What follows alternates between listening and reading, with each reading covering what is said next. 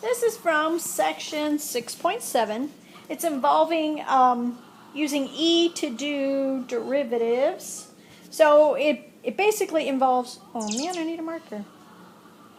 It involves when you have a variable in your exponent and you have to do the derivative or the antiderivative. So what we're going to start off with first is just the derivative. If, again, you have a variable as an exponent, because you can't do regular derivative rules. This is something you talked about in Calculus 1. In fact, you did it a little differently in Calculus 1, but basically, when you want to do the derivative and you have a variable as an exponent, you can replace this number 2 with an equivalent expression. And you're always going to use e to the natural log of, and whatever this base is, like right here, the base is 2, I'm going to do the natural log of 2 as my exponent. So just off to the side, I'm going to explain why e to the natural log of 2 is the same thing as 2.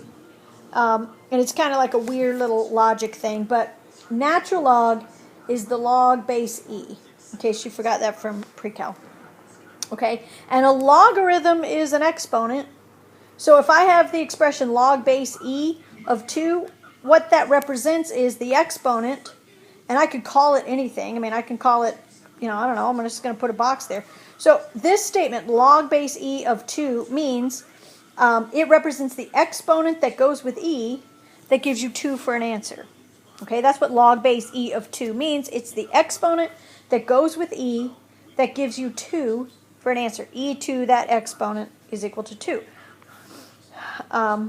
E to that exponent is equal to 2. Well, if you look right here, I am raising e to that very same exponent. And it already tells me by the definition what you get when you raise e to the exponent. E equals 2. So that's just a long-winded blah, blah, blah explanation as to why these two are equivalent statements. But that's how you're going to start. You're going to replace your base of 2 with e to the natural log of 2. And then that expression is taken to the square root of x power.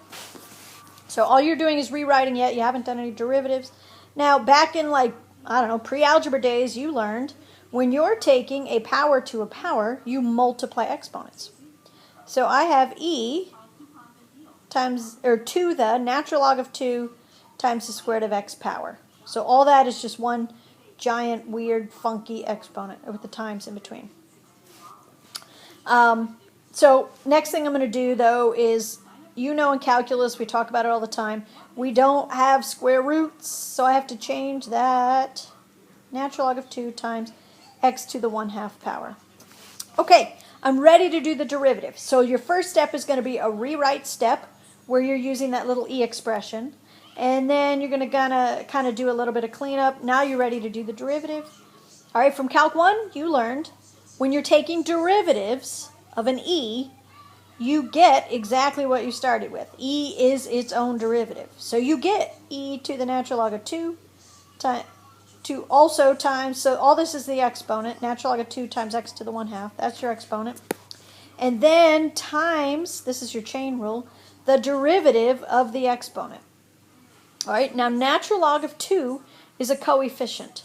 It's a number. You can put natural log of 2 in your calculator, and it's going to give you a number. So the derivative, all I have to do really is bring that, so you're just doing regular derivative. Bring the 1/2 forward. So I get 1/2 x to the negative 1/2. And then the natural log of 2 times natural log of 2, that just kind of goes along for the ride, like any coefficient. So all that is multiplied together to give you your derivative. So all you have to do now is just kind of, clean it up a little bit. You got some cleanup you got to do, okay? So like I have over here, I got a 1/2, so I have a 2 on the bottom. That x to the negative 1/2, you're going to move that to the denominator. You got a natural log of 2 on top. So here's what I have so far. I got a natural log of 2. And then I have times this e monstrosity. And then the 2 from the 1/2 on bottom, and my x to the 1/2 is down here because I had negative 1/2. Okay? And the last thing you're going to want to do right here, remember where that came from? That came from you rewriting. Okay, and I can't see it on my screen now, but that's how we rewrote 2. e to the natural log of 2 is equal to 2. So here's what you have. You have 2, e to the natural log of 2 is 2. So I have 2 to the x to the 1/2 power times the natural log of 2 over 2 times x to the 1/2 power. And you're going to leave it like that. You can't cancel these x to the 1/2, so please be very careful, okay? This is an exponent, and this is not. All right, sorry, I had to answer my phone. Okay, you're pretty much simplified here. I mean, the only thing you could do is combine this 2 with this one, because this is 2 to the first. That's 2 to the x minus 1/2. You could combine those and call that 2 to the x minus 1/2 minus 1, because you always subtract exponents when you're dividing like that, times natural log of 2 over x to the 1/2 power. But, you know, to be honest with you, it's not much simpler that way, so either one of these answers would be fine. But that's your derivative.